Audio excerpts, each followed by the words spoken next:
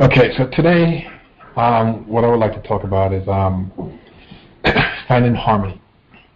Um, and of course, believe it or not, harmony is one of the universal laws that we have to come into. Because if we don't come into harmony, we actually don't come back into the oneness of everything. So, because the oneness of everything is really, it's about harmony. What I would like us to do is go over to Luke.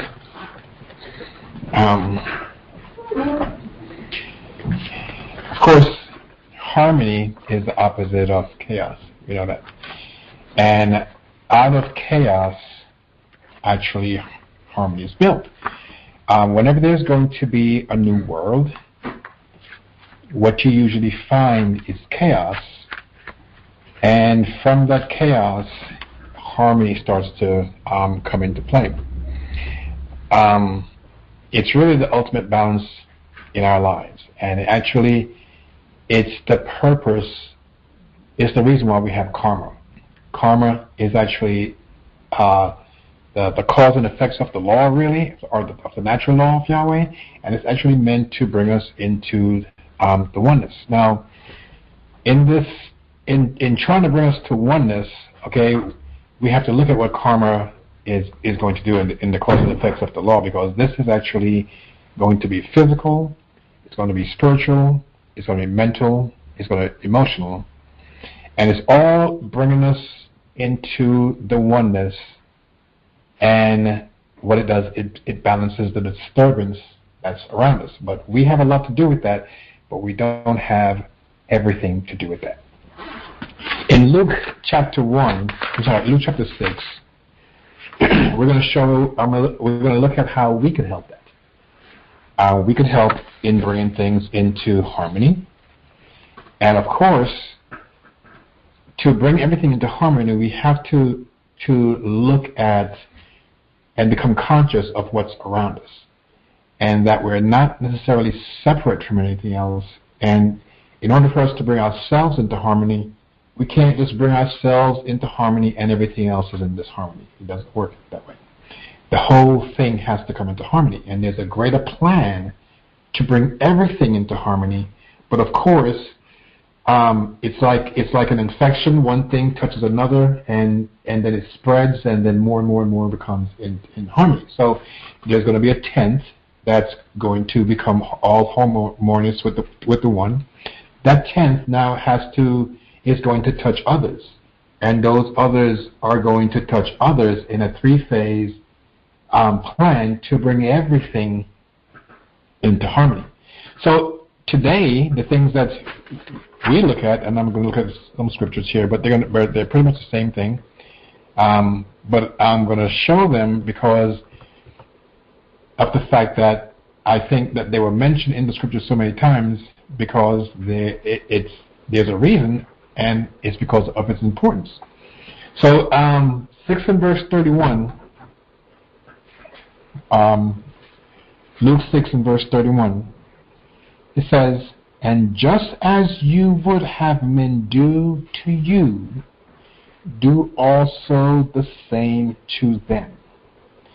So he's saying this because of the very fact that whoever you're going to do something to, we have to come to in the area of our mind that that person that we're doing something to is actually self. And if we're going to be doing something to the next person, whatever we're going to be doing to them, we have to do our best to bring their energy into harmony. Now, if we're going to bring their energy into harmony, we're going to help ours, because whatever you give out, right, it's going to come back to you. So if you're putting out harmonious vibration, well, a harmonious vibration is going to come back to you. It doesn't mean that everything is going to go well in your life and everything is going to be in harmony the way we think it should be, but it's going to be a driving force that's moving us to the greater harmony.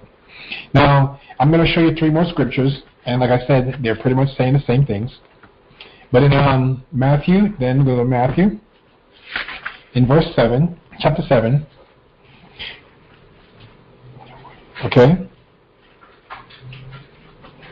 in verse 12, it says, therefore, all things you want men to do to you, because certain things have to come back to you, and the only way it could come back to you, because those who function above, they use tools, or they use men or animals and physical things to be tools on the planet to work with you. They just don't come and spiritually just do something to you. They use things on the earth, physical things, to affect us. So it says, therefore, all things you want men to do to you, do the same to them. Notice what he's saying here now. He says, for this is the teachings of the laws and the prophets. That means everything that Moshe was telling us, and all the things that the prophets was trying to tell us are becoming a testimony of the law of Moshe, telling us that this is how you should look at the law. It's all telling us the same thing. To bring everything into harmony, we have to not look at ourselves and just look at ourselves and bring ourselves into harmony, but we have to look outside of ourselves, our situations, and we have to try to do whatever we can to emit an energy upon it outside of ourselves into the planet, and that whole thing that we're doing is for the purpose of doing our duty, our part in bringing harmony to the one. Okay? Now your Father is doing the same thing, but your Father is doing it on a greater scope with everything that's expressing your Father on this planet. And just because someone is doing what we may think is evil right now doesn't mean that they're not expressing the Father. Just because someone may be having a great weakness, it doesn't mean that they're expressing the Father. The Father has left and right, and He uses both of them, both hands, to bring balance into a situation. So use both hands to bring harmony. Now, if you remember, He's going to bring the children of Israel into harmony at one point, and He said, okay, I'm going to use the Babylonians, or the Chaldeans, and I'm going to use the Chaldeans, and I'm going to spank my children. And then afterwards, because it's how it works, he spanks his children, he gets them into an order, but still those other guys are his children too. He has to come later on and deal with them. So he says, and afterwards I'll come and I'll deal with the Chaldeans, because everyone has to be dealt with in their time and in their order. So this is all part of bringing things into harmony. So, but we got to look at ourselves, because we could only do for ourselves.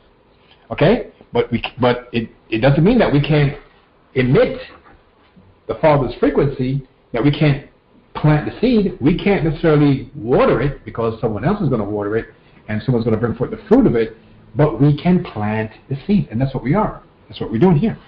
Okay, so now I'm going to take it to another scripture in Matthew, and this one is going to be verse 22, chapter 22. And in chapter 22, we're going to start with verse 37.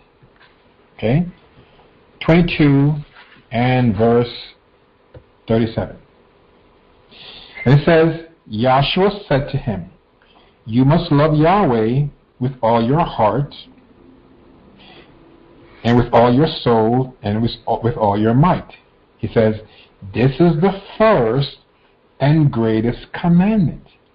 Love Yahweh. Now, the thing about it is, how do you love Yahweh without loving what is Yahweh's? Okay? Or love Yahweh without loving that which is in Yahweh? How do you do that? He says, and the second is like it. You shall love your brother as yourself. This is all bringing things into the harmonious vibration of unity, of oneness. On these two commandments, he says, hang all the laws and the prophets. Not just some of it, all of it is upon this. Now, Yahshua is not the only one that said this, because if you go on now, remember Shaul was a project of Yahshua. Remember? Because Shaul at first was trying to kill everybody that was saying anything concerning Yahshua, until he was dealt with. After he was dealt with, he actually became a personal project of that spirit. Okay, so now chapter 5, okay? Chapter 5 and verse 14, and this is a letter from Shaul to the Galatians. Okay? So he says in verse 13 here, he says, for you were called into liberty. Actually, he says you're being called into freedom. Okay? This is, when you're free, this is the ultimate harmony that you're going to have. You're free from what you have, what's going on in this planet right here, being locked up, because we're locked up by our own disobedience, really. We can't leave this planet because we got a body that's a prison for us. Okay? So unless it dies, we're not released from it. So he says, for you, brothers, were called into liberty, but not liberty to be instruments of carnality, because this is actually lowering our frequency. So when our frequency is being lowered, we're living according to the world, but we're not of this world. So we have to live according to the world that we're of. We have to wake up to the fact that we're not here, because our brothers and they call off the fathers, whatever, Abraham and all the patriarchs. We all know that they were sojourning through this land. David said he's walking through the valley of shadow of death. Okay, and he's going to be doing that until he receives his release from here. Well, that's not the words that he uses, but that's what he says. He's saying in there. Okay, so it says, but through the love of Yahweh, or through love Yahweh love Yahweh with all your heart, soul, and might, and love your brother as yourself. These two commandments. So we could break it down to say, through these two greatest commandments, serve one another, because this is how we come into harmony. This is how we bring harmony to ourselves, and this is how we bring harmony to the world. Okay? By your energy, by how you affect the energetic field around you. And the energetic field, guys, is what is called the world. The field, in the scriptures, Yahshua calls it the field, but he's talking about the world. So, in verse 14 now, for truly everything in the law, through the plan of Yahweh, or through the word of Yahweh, has been accomplished through this. You shall love your brother as yourself. This is what it comes down to. Because if we don't love our brother as ourselves, we really can't say we love what the brother is in and love what we're in, because we're all part of the same. We're all part of the same one. Now you think about it like this. If we throw a pebble in a big pond, okay? And I will ask you guys to go over to Matthew real quickly.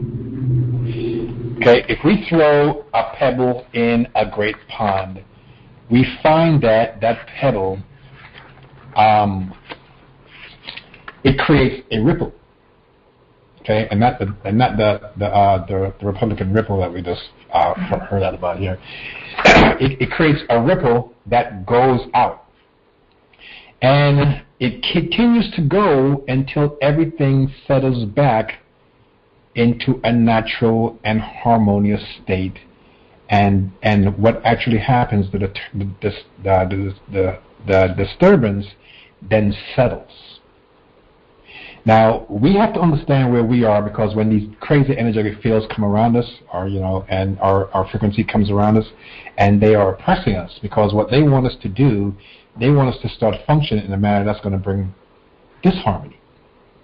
Okay, so we have to get the strength to know what's really going on, and the best way to do it, or I shouldn't say the best because I really don't know the best way, but I could tell you a way to do it, an effective way to do it, is to allow yourself to see the duality of your person.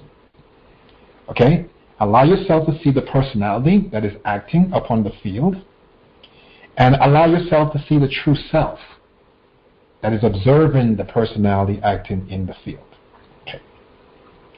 And a great way to get this to come up to the top, and that's when something is happening, it's the first thing, it becomes a default that comes up, is talk about it. Say it in your mind a lot of times. Okay? Whatever you're going to say something to the effect that you are not the personality, okay? and you are going to, your true self is going to manage the personality. When anything difficult comes up, your true self is going to manage the personality through that field, to whatever you're going through. And as you allow yourself to say this more and more and more, it becomes up out of the back burner, if you will, or from deep down inside of your inner person, okay, your subconscious, whatever, and it comes and it raises to the top. So when something starts happening, we don't move into what you would call getting taken and losing our minds as easily. But what happens is that spirit comes and it lays that right in our minds, and at that point we have a choice to make, because we could still go the other way. At that point we have a choice.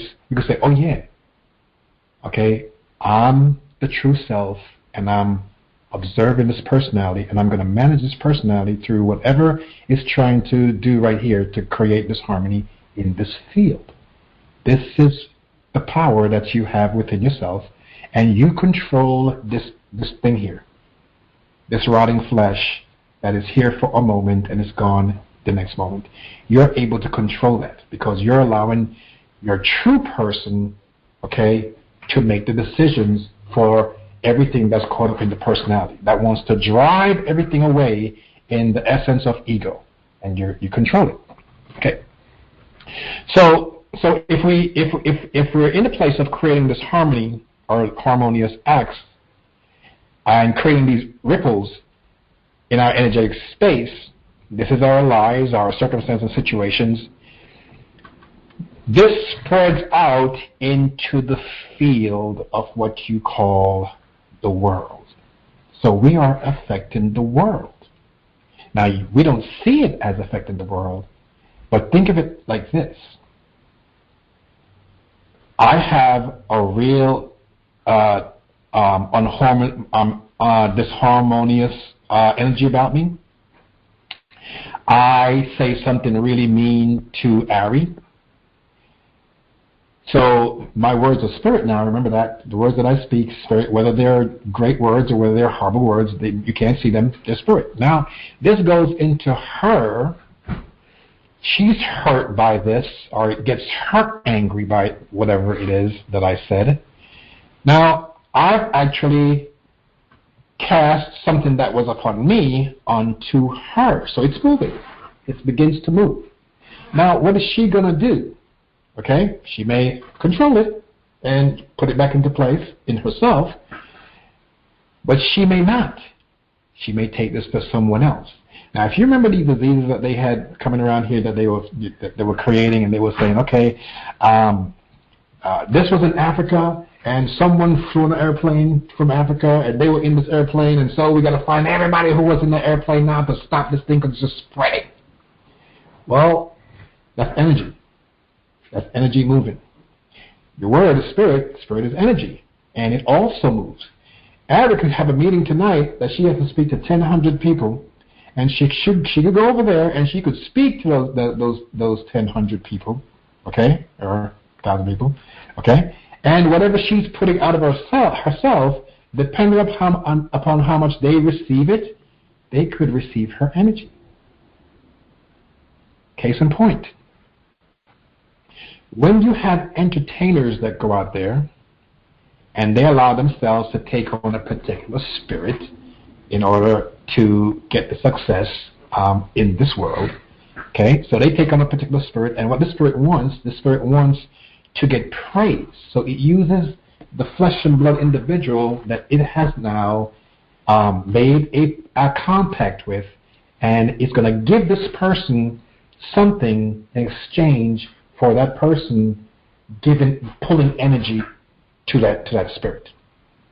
So that spirit enters that person, is doing whatever it wants to do, and you have all these so-called fans, okay, which comes from fanaticism or fanatics, okay. Now they are screaming, and they're screaming names or whatever the case is, and a lot of these they give themselves names of a spirit that would be within them, allow them to do that. So when they're when they scream the names of whatever this name is going to be, it's going right to that spirit, and that spirit is pulling energy from the people. The people don't know this, okay, because they're going to give honor or give service or whatever. They're going to a video or not a video, a concert or whatever. That's what they think that they're doing, but they're not just doing that. They're doing a lot more, and this is how energy moves. Now they control that for the greater part now, so they know how to cause things to move out, and this causes disharmony. You look at those stars, whatever kind of stars you want to look at, you see turmoil in their lives, disharmony in their life. The movie stars, the guys who sing, whatever the case is, you see great disharmony in their lives. But when you see them on TV, whatever, they're acting, and they're all smiles.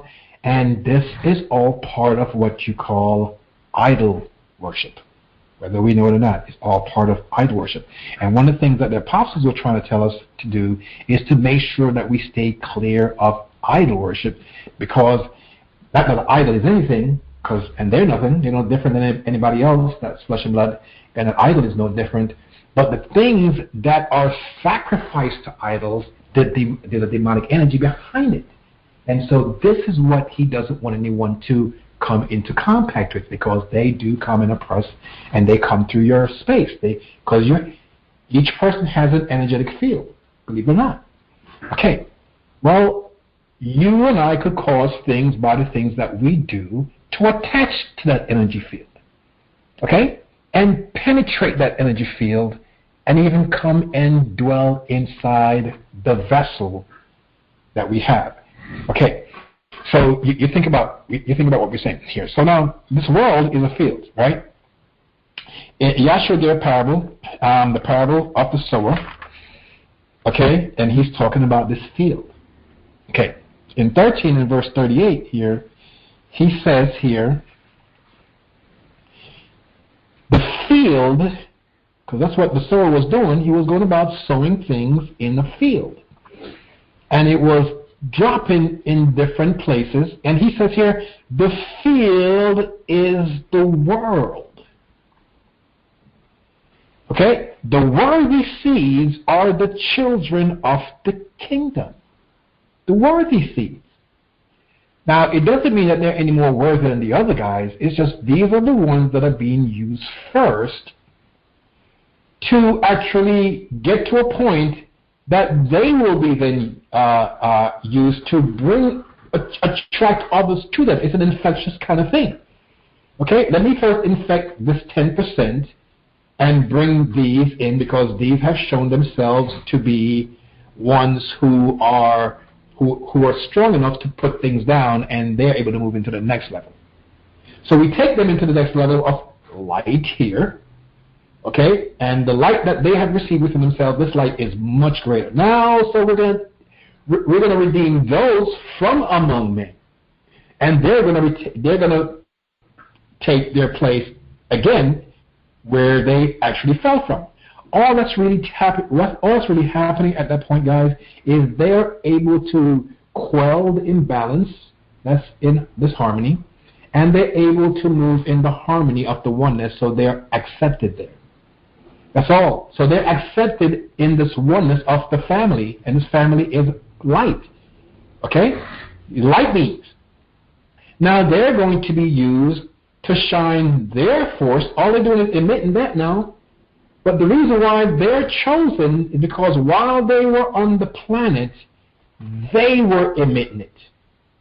They were doing everything to put this forth. And the things that they were doing is actually what I'm telling you here now. They were loving their brothers as themselves. They were doing the things that it wasn't a selfish thing, but they were serving others, knowing that everyone was part of the body. So they came in here. They know that they came in here in the first place to rescue their brothers. And so they know when they return to where they fell from, the same job is there. The same job is to rescue the brothers that they were rescuing when they fell. Now they simply return to that point, and that's all they're doing. They're going back to doing that job. Okay, so these are the ones who are the children of the kingdom. But the tares are the children of the wicked one. Now the wicked one is here to teach you and I one thing. To help us to now see what is said and what we could do, okay? And for us to reject it. Or, okay, as we reject it and we become the higher sons of the evil one, that they call the wicked one, if you will, then we control men and we keep them in a blind spot. We keep them in darkness. And so they can't make the transition to move to their Father because I keep blinders upon them.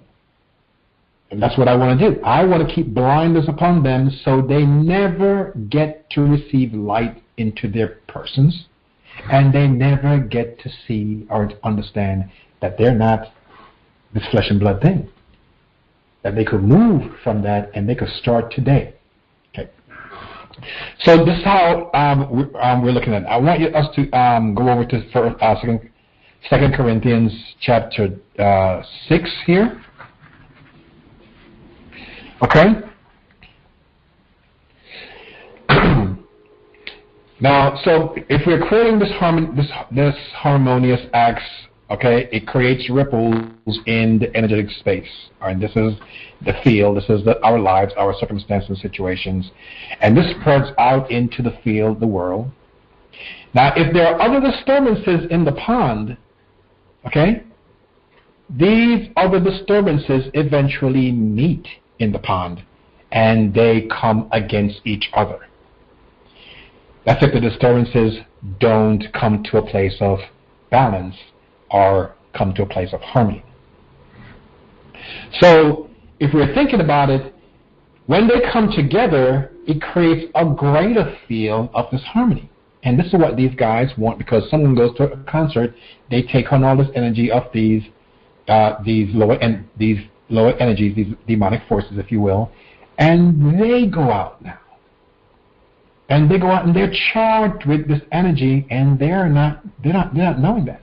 And this goes out into the field, and it's affecting the field. It's affecting everything around you after a while, because these are ripples in the pond, and they go out and they're meeting each other, and they're bouncing back off each other, all kind of stuff. That's what's happening.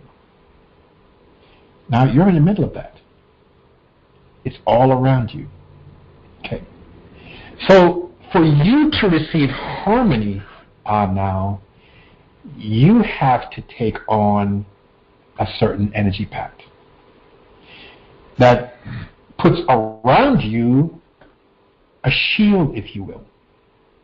That's what you and I have to do. Now, the only way to do that is by our thought processes, what we're allowed to be in our thoughts, okay? What we're allowed to come out of our mouths, and the things that we're going to act upon. And this is why it's very important now for us to see the duality of the individual, the personality and the true self. And the true self has the power to control the personality. The personality is very powerful, don't get me wrong. Ego is very powerful, okay? And ego is going to be moved by these other energies that's there to create this harmony. And if you and I still have some of those things there, it's going to be able to enter, attach to our energy field, and move us into a unharmonious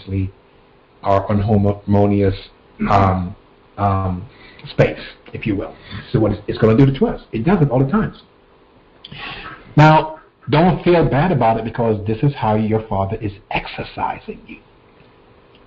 Your Father is exercising you. Remember, we fell. What did we fall into? We fell into something of total imbalance. We fell into things of disharmony.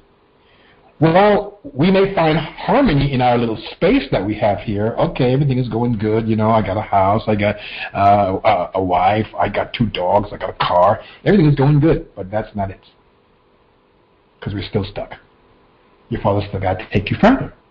Okay? But we like a comfort zone, and we put it there, and we're all good in it, and we think everything is okay. But that's not the case. Now, the law of harmony works very closely with the law of attraction, because what you and I are attracting, okay? And the law of karma, which is the law of cause and effect, is going to work with those very, very closely. Now, there are universal laws, okay, which are within those two, cause and effect, and also within attraction, which open doors for us. They close doors too, but they could open doors, which results in harmony and or acceptance, okay? And this is going to be based upon how balanced we are with harmony in the first place. And this is going to be within our minds, our bodies, our spirits. Mind, body, spirit. It's going to be there. If we think about it now, there's a way that we could maintain this. We could maintain this nice balance of harmony as it depends upon us. We could only manage harmony as it depends upon our person, because not everything depends upon what we think is okay. Some things we are being driven through the space and time, and we have to meet other things. Okay, that we in other lifetimes have left out or checked out, whatever the case is, and we didn't totally deal with that one in the right way. So here in 2 Corinthians, okay, we're going to look at 2 Corinthians real quick, chapter 6, and we're going to look at verse 15. Okay, verse 15.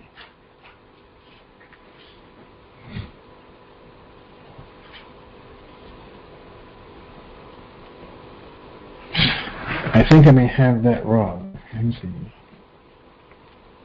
Okay, I do have it right. I'm looking at chapter 5. Okay. So in verse 14 here, let's go to verse 14. Now, in order for you to create harmony within your space, there are certain things that we have to realize. You have to realize that our brothers and sisters who are not the ones who necessarily are what Yahshua called the worthy ones or the worthy children of the kingdom, we have to understand that there's some that are not in that space or in that place right now.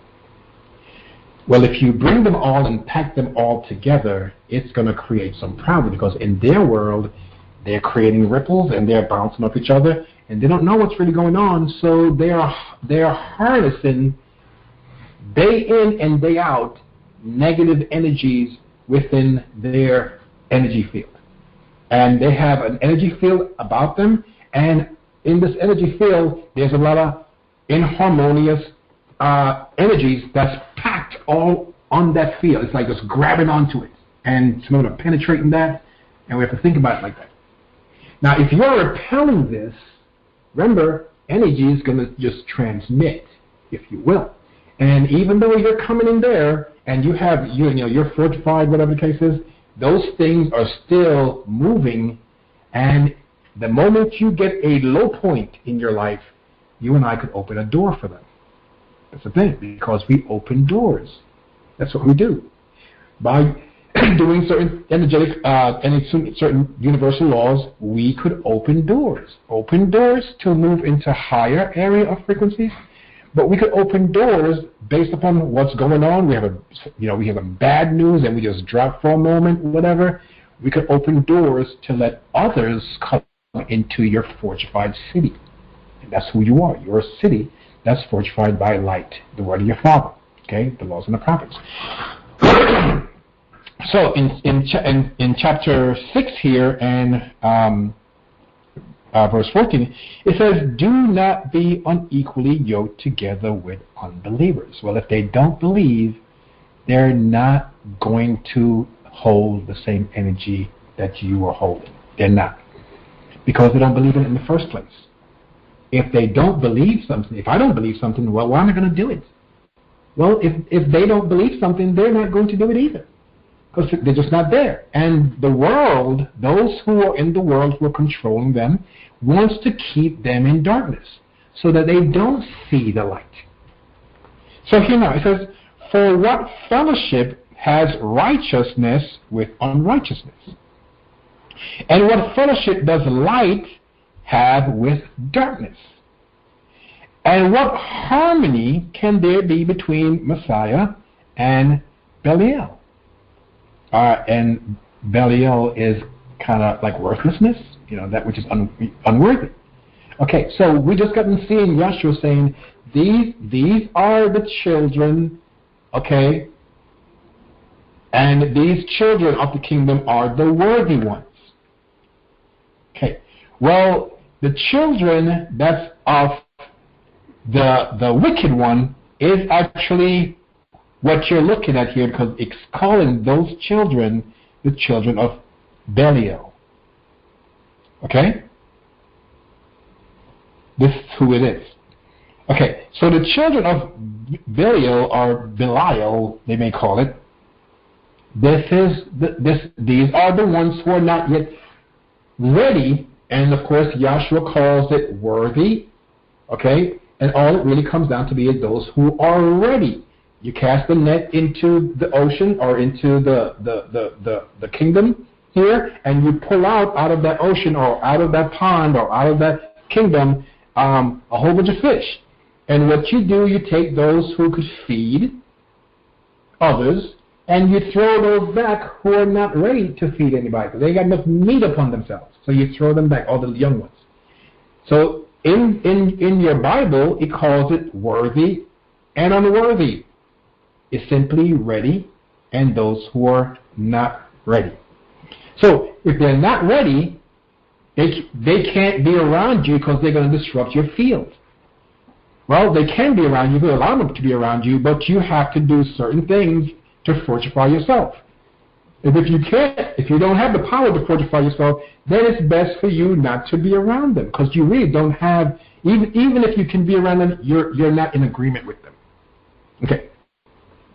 So it says here, or what share does a believer have with an infidel? Because the believer, or the children of the kingdom, they're going to be redeemed from among men, so there's nothing for them to share in. There's nothing that's there. Okay, and what agreement does the house of Yahweh have with idols? It says gods in the book of Yahweh, but it's talking about the same idols. These idols that are thrown up in front of you, it's happening every day. These are idol worship. This is idol worship. They want you to look at the sports stars and get your eyes off the true prize. They want you to look at all the movie stars, and these are all, if you notice, they call them stars. They're telling you.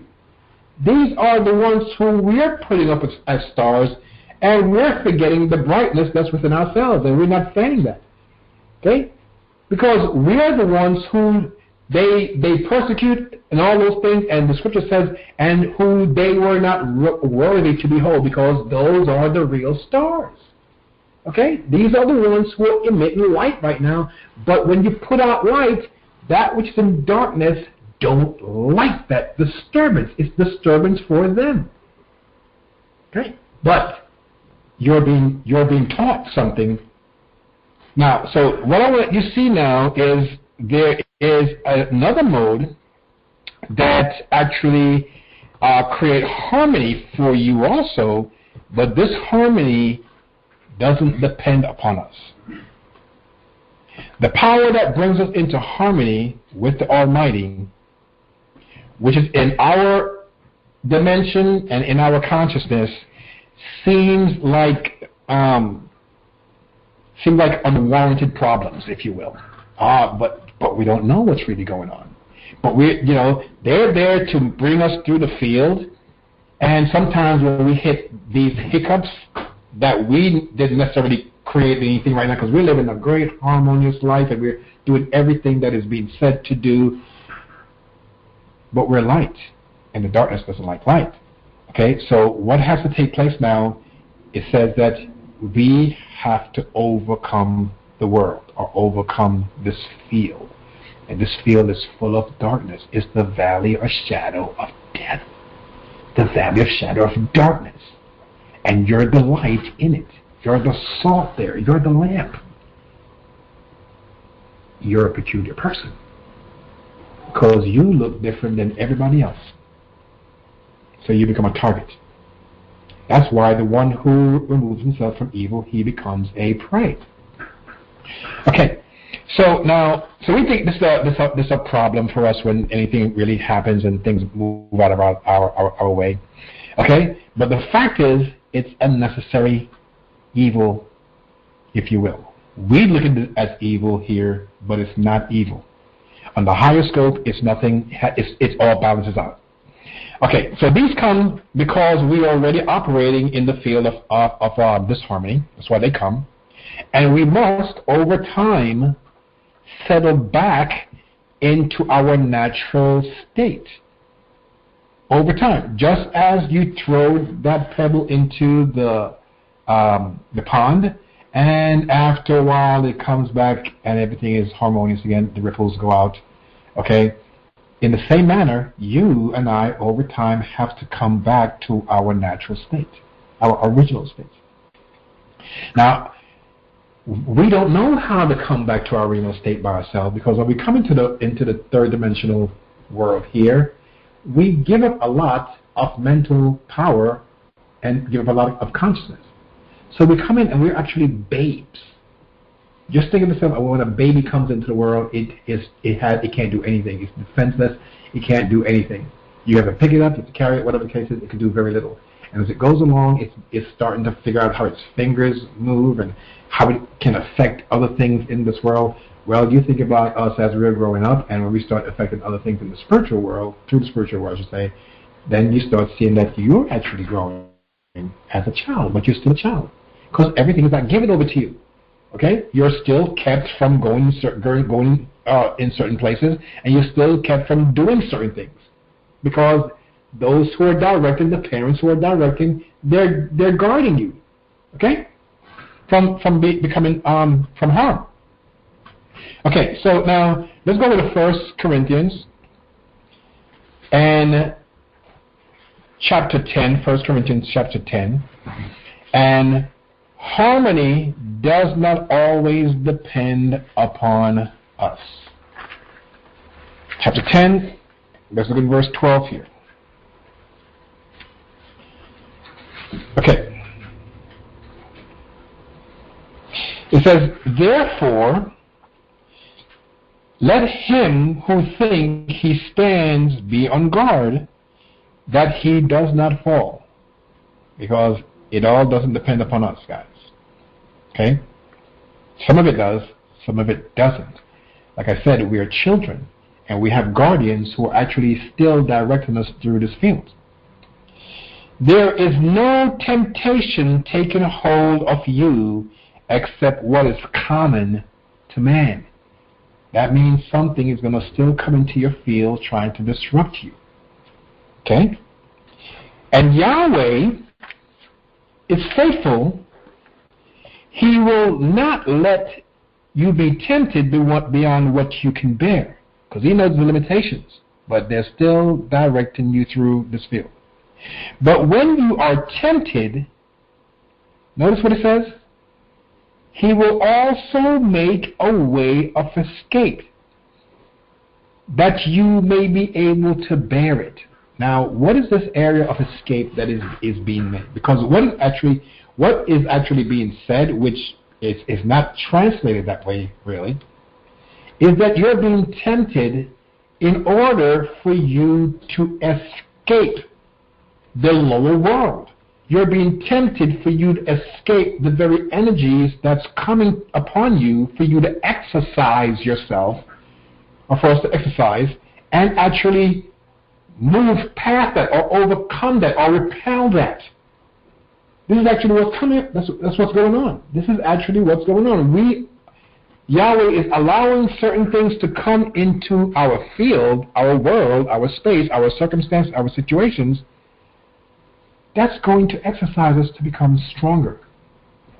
So we could, over that time period, come into the harmony of the oneness. But when it's going on in our lives, we don't see it. So we think it's all this harmony and it's this big evil. But notice, it's common. It's something that is common to mankind. The things that you and I go through day to day and what we got to deal with, it is common to mankind. Okay, so we're going to go a little further here now. It says, therefore, my beloved, flee from God worship. Well, this is the same idol. This is the same idol worship that we're talking about. That folks put up these stars, and these stars, they're actually got contacts with demonic spirits. And not that these people up there are anything, or the idols that they created is anything, but it's the energy behind it that is going to come into your energetic field and cling to that. Now, unless you have enough light, they don't remove themselves. Because that's the only thing that moves them. If you have enough light, they don't cling because they don't want to be a part of you. They're going to go. Now, Yahshua said, now the evil one, or the evil system, or the Antichrist is coming, whatever, but he has nothing in me. That means it can't come and deal with Yahshua. In the book of Yahweh it says, which has nothing to do with me. Okay? But really, there's nothing that it has within itself that could penetrate into Yahshua, so it has nothing in him. It can't come in and hook on. There's nothing there. Because this individual is full of light, so before this thing even wants to come over here, it's like, no. So what it's going to do now, because it uses shovels, or uses tools, instruments, it uses instruments in the physical world and waits for opportunities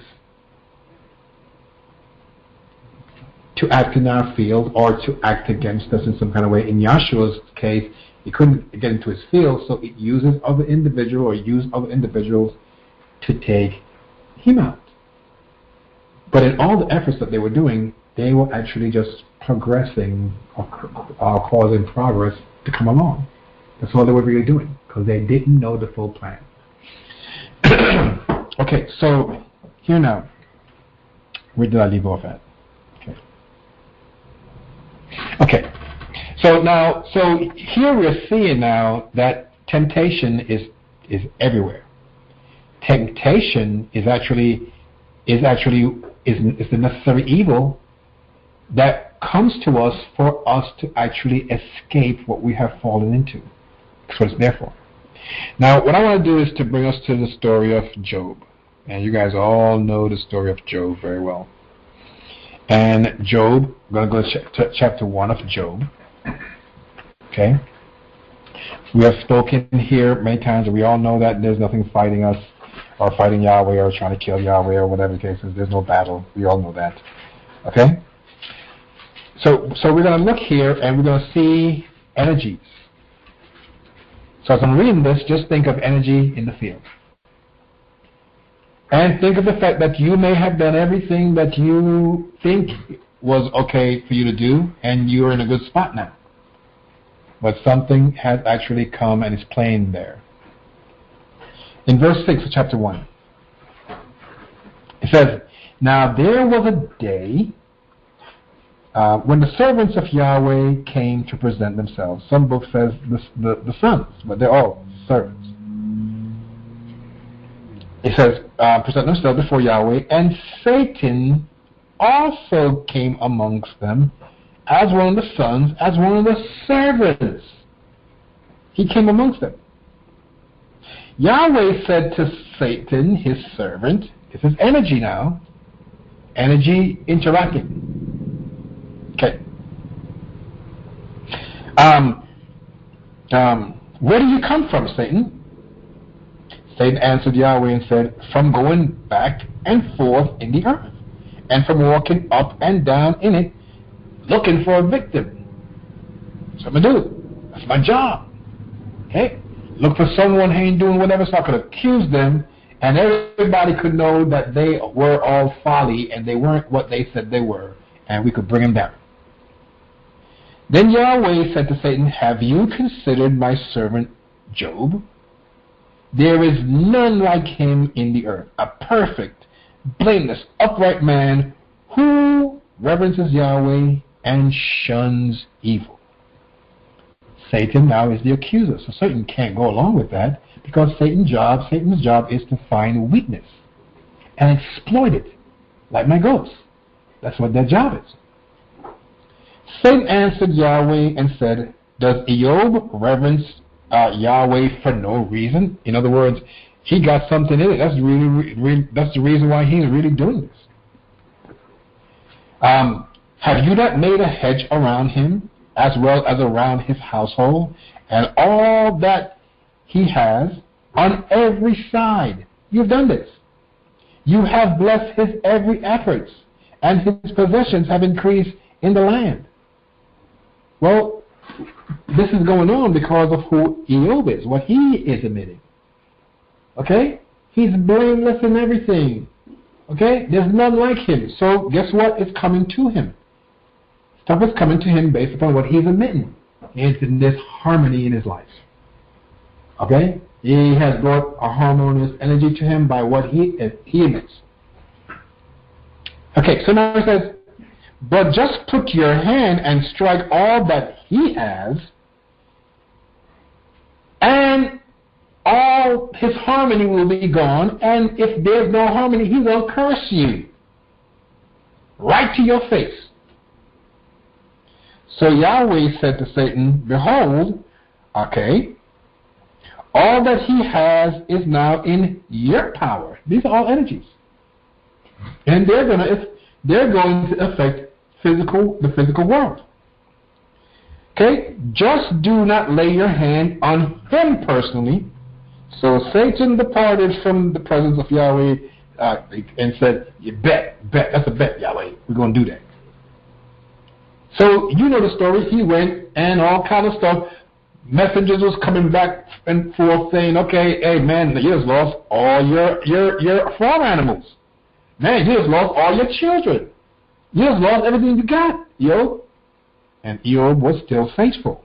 He didn't curse Yahweh. So, okay, another time came and they did it again. In chapter 2. Okay, in chapter 2, here goes another meeting, and Job is standing a test here. And in verse 1 it says, again there was a day when the servants of Yahweh came to present themselves before Yahweh, and Satan, of course, the adversary, the accuser, also came amongst them to present himself before Yahweh. Because Satan's job is to be the adversary.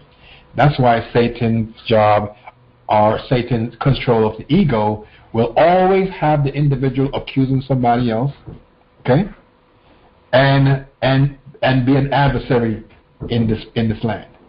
And this actually keeps us separated. Yahweh said to Satan, where did you come from? Satan answered Yahweh in the same manner. Okay, so I'm just going all over the place right here. Okay, so let's go over to verse 3 here. It says, then Yahweh said to Satan, have you considered my servant Job? There is none like him in all the earth. Perfect, blameless. Okay, reverences Yahweh, and he still holds fast to the integrity, though you incited him, though you tempted him. There's no temptation unless that which is going to be upon humanity. You tempted him. Okay? Though you incited him, though you incited me against him, which is bringing that temptation, to destroy him without a cause. So this incitement that is going on right now is actually an energy field, energy coming in, getting permission to go and attach itself to Job's field. Okay? This time it's going to touch Eob's field personally. Before it was only touching others and the things around him. Now it's going to touch him. So Satan answered Yahweh and said, skin for skin, a man will give all he has for his own life. But reach out with your hand and strike his flesh and bone, then he will curse you to your face. Then Yahweh replied to Satan and said, behold, he is in your power. This is energy. But you must spare his life. This has taken Eob into harmony with the one. But in Eob's circumstance and situation, it's nothing to do with harmony. He can't see that. You think about Yosef, okay? The children of Israel, how Yosef was treated in a certain manner. Yahweh had that all planned, and he was going to bring Yosef above everybody else, but Yosef didn't know. In Yosef's life, it was all turmoil. It was all imbalances. But Yahweh was taking Yosef somewhere else. Now, if Yosef, under that pressure, had broken, or Eob, and just went off, then they would have struck that rock. And it wouldn't have been the same result. But they were faithful, and they stayed that course. So Satan got to go now, and Satan got to deal with Eob on a personal level and hook into his field. This is what is being done now. He's hooking into Eob's field. This happens to us, guys. Sometimes when we feel that we're in a pretty good spot, meditation is all great, and we feel we're getting certain things going, and then all of a sudden there is a setback, and we feel scrambled, and the disharmony comes in, and we feel like, man, I do all this work, and it's like it's not working, because you felt that you were here, but then you saw that you were here. You came back down. Well, this is part of the life, because Yahweh has both of them. Okay? He did a time for everything, and the time to allow you to get the blessings or get what you have, the rewards of what you have done, get the fruits of it. But then you got to get back to work, because you have to come here again and work things out.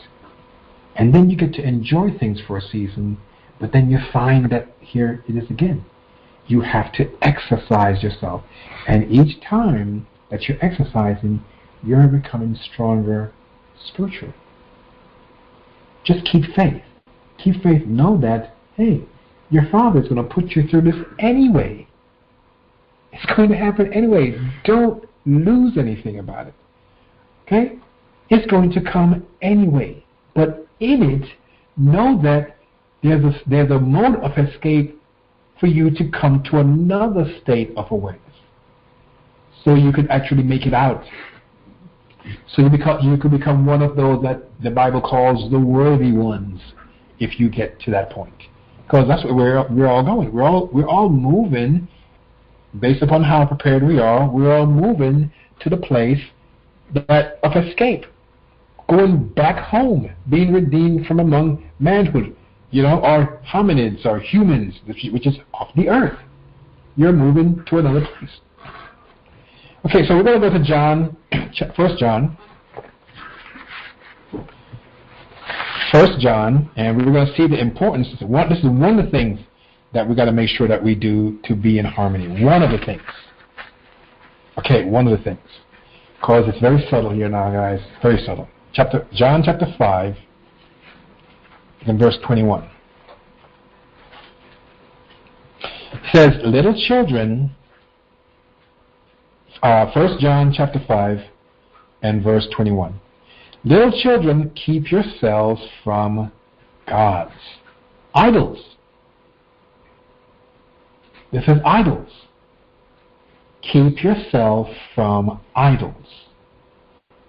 It's so important that the one who they said Yahshua loved most is telling you that. This is one of the apostles that's saying this right now.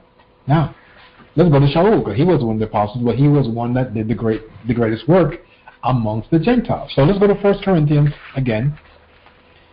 Okay? And let's look at chapter 10 of 1 Corinthians. In verse 17 he says here now, for we being, 1 Corinthians 10 and verse 17. It says, for we being many are one bread. Well, before that he talked about the cup, one cup also. And one body.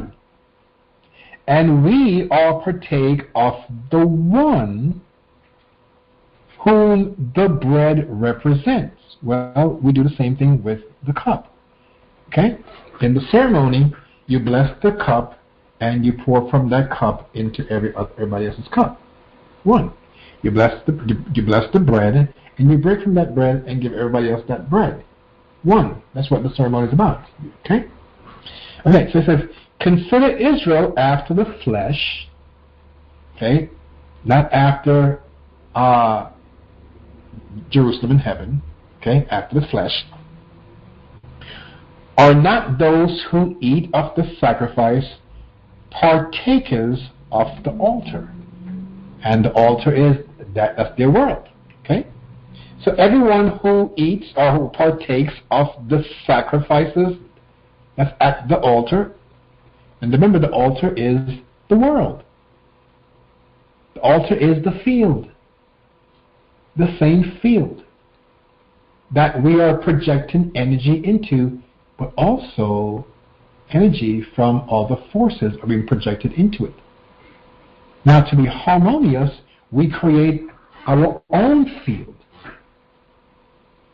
And our field move into other harmonious fields and not fields that create disturbance in our harmony. Well, idols, when folks get into idol service, or idol, they call it worship, but all it is furthering the hand of the idols, or furthering the hand of these energies. So they get to penetrate further into the field. They become their effects become stronger in the field. That's all it is. Well, when you do the very same thing with your Father in heaven, well, your Father's hands become stronger in the field. Now, the Father's not going to do anything. He's going to allow you to do your thing. Now, there's a certain time that comes that all those children who are moving in the negative space going, everything crashes for them. It's going to crash for you too, okay? Or this life is going to crash for you and I and all of them. The only difference is they'll be so far out into the ocean that they can't come back to land. And you are either on the land or just a little bit out in the water that you're able to come back in. That's the only difference. Okay? Because you believed in what your Father was saying, and they weren't even mindful of it. You were there struggling. Oh, Father, why can't I get this right? You know, that's where you are. I go two steps forward, and it seems like I fall 5 steps backwards. Your Father is taking you, he's exercising you. That's what he's doing. They're all into the revelry of things, you know. Yeah, they get up, they eat, sleep, and they do the revelry, and they are bouncing off each other, and they're hating, and you see them on the internet. I want to kick her rear end, and she took my man. You hear all this stuff, don't you? This is what's going on. This is a world all of its own. I'm trying to tell you. It's a world all of its own that has a certain energy field. But it's all around you. It's all around you. And you have to maintain your energy in your space right here in this bubble that you create with the laws, the universal laws of harmony. You have to create that. So they can't attach to you and bring you down into their frequency. But know that things are happening that your Father's will allow you to come down anyway. But when you come down, you don't want to be in the place that they can attach to you and you can't fend them off. You don't want that. Your Father's exercising you all along, and you're getting better, but you're coming down, you're going up further, and you're coming down a little bit more, and you're getting higher and higher until you're found to be one that's ready to be redeemed from this. That's where it's going. Okay, so Corinthians 10, so verse 19 now. What am I saying then?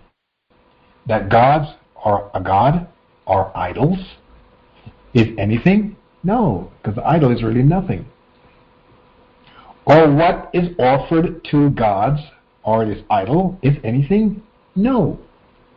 But I say that the things which the Gentiles sacrifice, they sacrifice with these idols. They sacrifice to demons. And I do not want Yahweh, they sacrifice to demons and not to Yahweh, and I do not want you to have fellowship or agreement or demonic entities or energies attaching to your field. You cannot drink of the cup of Yahweh and the cup of demons. You cannot partake of the table or break bread, okay, at the table of these demons and the table of Yahweh at the same time. What do? You provoke this harmonious field. We cause it. It says here, do you provoke Yahweh to jealousy? No, Yahweh don't have to get jealous. We are doing that. We're dropping the harmony that's around us, and we're moving ourselves into an area that we're creating imbalance. So our field is being penetrated by the demonic forces that we are inviting into our field. We are invited. Because we're taking on all these idols. We're chasing down these sports stars. We're chasing down these country music stars. These, whatever you want to call it, movie stars. And we're looking at them as something that is powerful in our lives that we need to follow. That's what we're doing. Okay, so we got to think about that. Okay. Now, all these holidays, look at it. It's all around you guys. All of it is around you. All these holidays derive from the same worship of idols. All these holidays is given energy to idols, to demons. If you look at Christmas, New Year's time, stuff like that, you'll find that people go into more bankruptcy during that time than any other time in the year. Because they have put within the minds of the people that now, okay, something is happening here, I got to go out and buy all these gifts. But really, those who are behind it, all they're really doing is this all part of their commercialism. That's all they're doing. They're strengthening their commercial activities. And it's a great time for commerce. Remember, one of the problems that Yahweh had with this one who, until iniquity was found in you, it says it is the problem is in your commerce, is in your trading. Trading is commerce. The iniquity that's found in your trading. Commerce. Everything here, guys, is based upon commerce. The reason why they got you in your driver's, that you need to have a driver's license, because that is tied to commerce. And they have everybody coming into that area, and you have to go buy your license in order to get on the road and get around. How did that happen? The dark ones. Your father gave you rights that was unalienable. They couldn't be taken from you at one point, right? Unless you and I agreed to something else. So he gave that to you. Way after he gave that to mankind upon this planet, a couple of decades ago, whatever, automobiles come on the road. And then after that, all of a sudden, a license comes up on the road, which wasn't even for everybody, it was only for commerce at first. And today, everyone believes that they have to have a license to drive. And that license is an agreement that you didn't have to make with them. But people don't know it. Because the dark ones has kept them covered. Okay, so here we go now. So let's go to Luke. It's my last scripture. Luke chapter 22.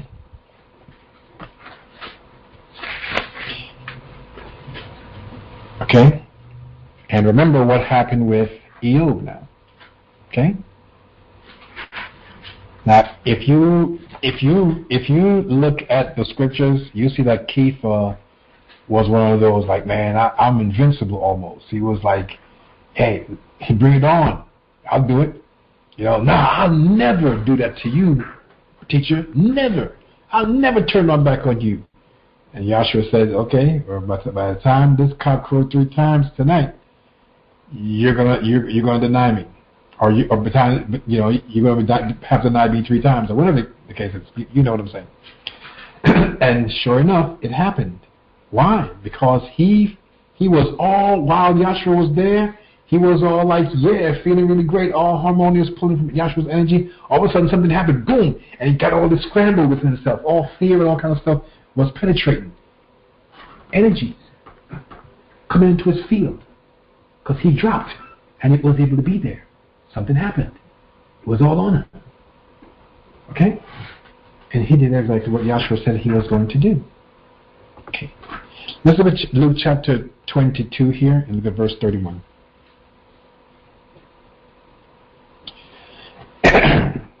This is the same thing that happened with Job, guys. It says, now Yahshua said, Simon, Simon,